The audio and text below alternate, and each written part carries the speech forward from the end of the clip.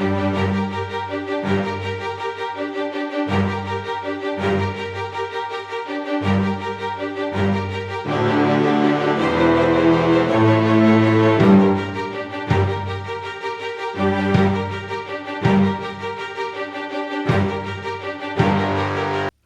and welcome to chapter 21. I hope you weren't too alarmed by the swarm of terrifying rats that appeared at the start of the video. We will now press on into chapter 21, and we had blood-curdling scream come from below Dr. Seward's study, and sure enough he's found him lying on the floor on his left side in a glittering pool of blood. Unfamiliar collocation there, really, glittering pool of blood, because it makes it sound more attractive than it actually is, but gives an idea of the quantity of it. I think, sir, his back is broken. See, both his right arm and leg and the whole side of his face are paralysed. So he's not actually dead here, but he's been very, very, very severely injured. So again, the tendency to rationalise comes in here. We've seen this as a recurring theme through the novel as well. A sad accident, but this is Van Helsing saying this for the benefit of the attendant, so he doesn't get too suspicious about it, because this bit here has the attendant speculating how it could have happened and doesn't really understand how these injuries could be so bad, considering he was in the room locked. Back to the terrifying rats. But Van Helsing was sent for his own. So we get that rationalisation because it's too much for ordinary people to handle. Send the attendant away. We must be alone with him when he becomes conscious after the operation. So that they're going to try and do some surgery on him. Van Helsing. And it's been established that Dracula has the strength of 20 men. So this is why his skull has been smashed in. So this is all very, I like all this. There's lots of visceral lexis here, which is language all to do with like blood and guts and stuff. It's all very gory. Then we also have Quincy and Arthur also in as well. And then they're planning basically the operation to try and save him. And he does come round. Then there came a breath so prolonged that it seemed as though it would tear open his chest. Suddenly his eyes opened and became fixed in a wild, helpless stare. Something we've not really mentioned much on these videos so far is about Victorian melodrama. And Dracula falls into this genre as well of Victorian melodrama, which is a genre where emotions and characters would be very exaggerated, sometimes even quite stereotyped.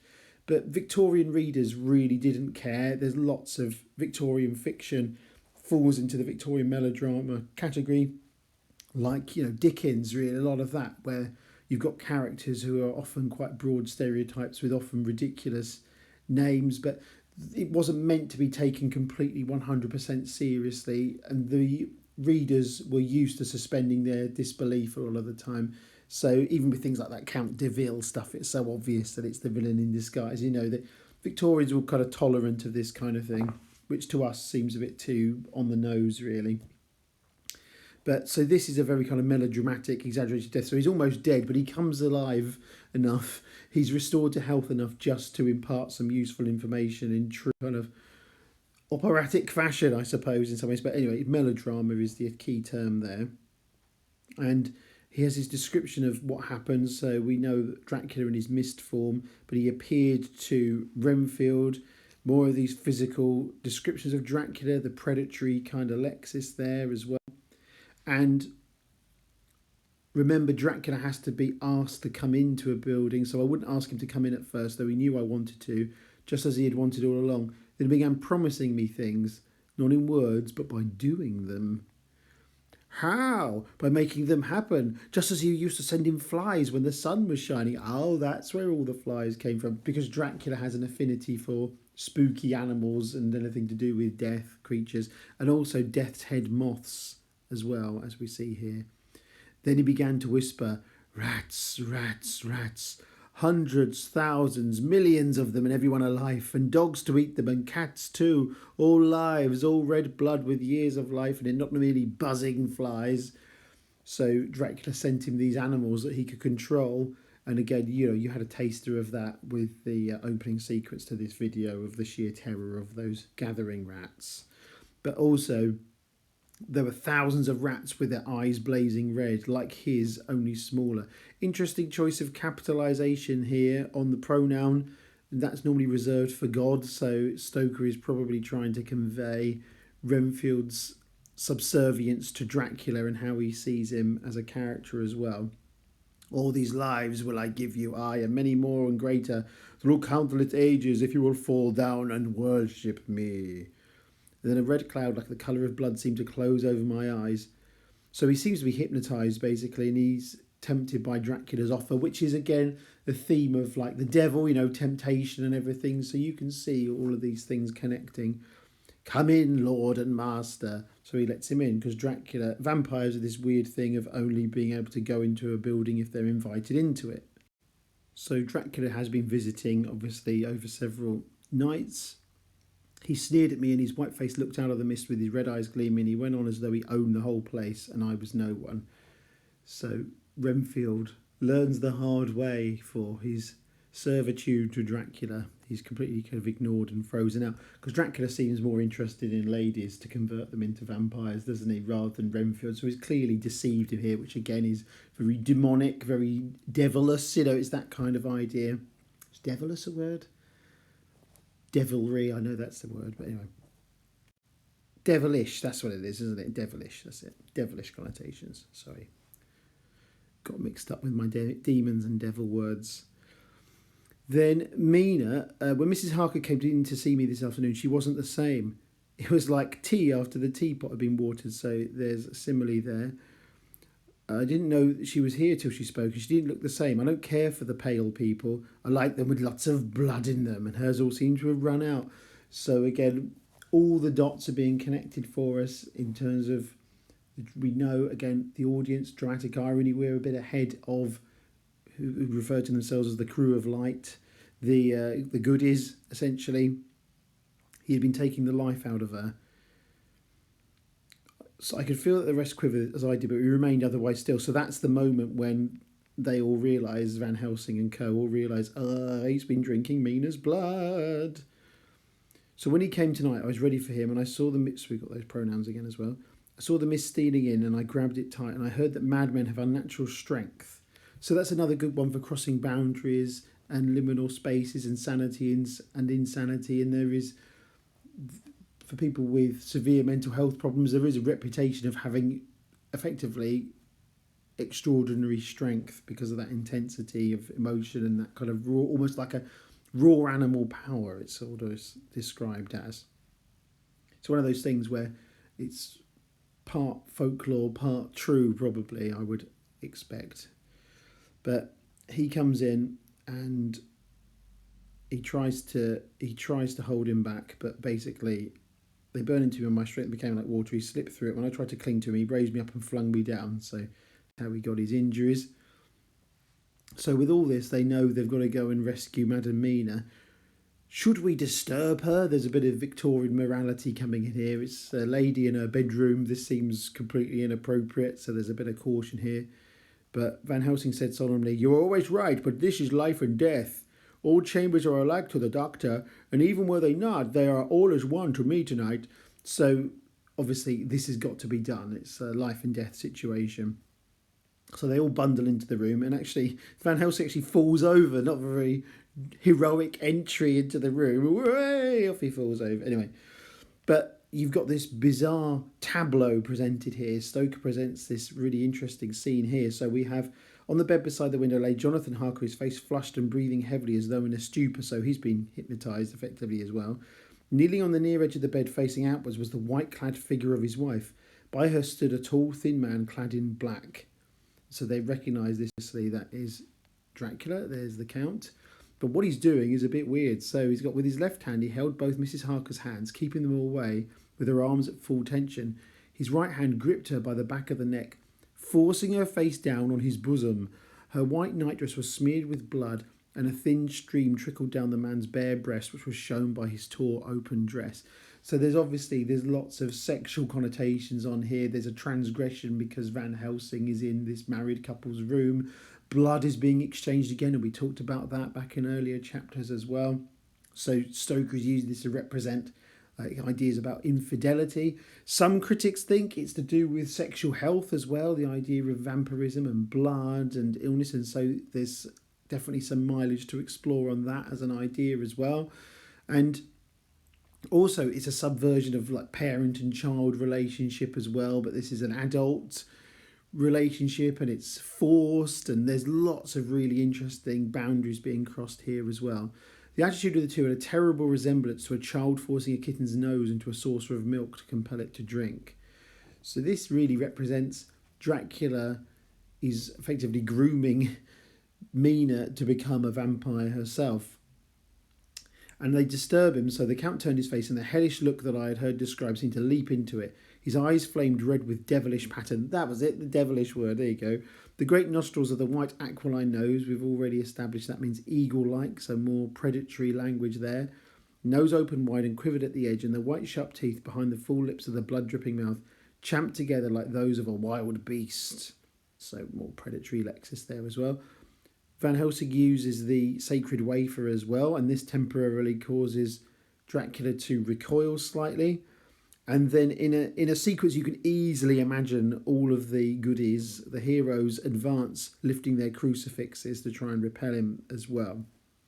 And we've got pathetic fallacy here as well, which I haven't highlighted, but you can tell that's there as well.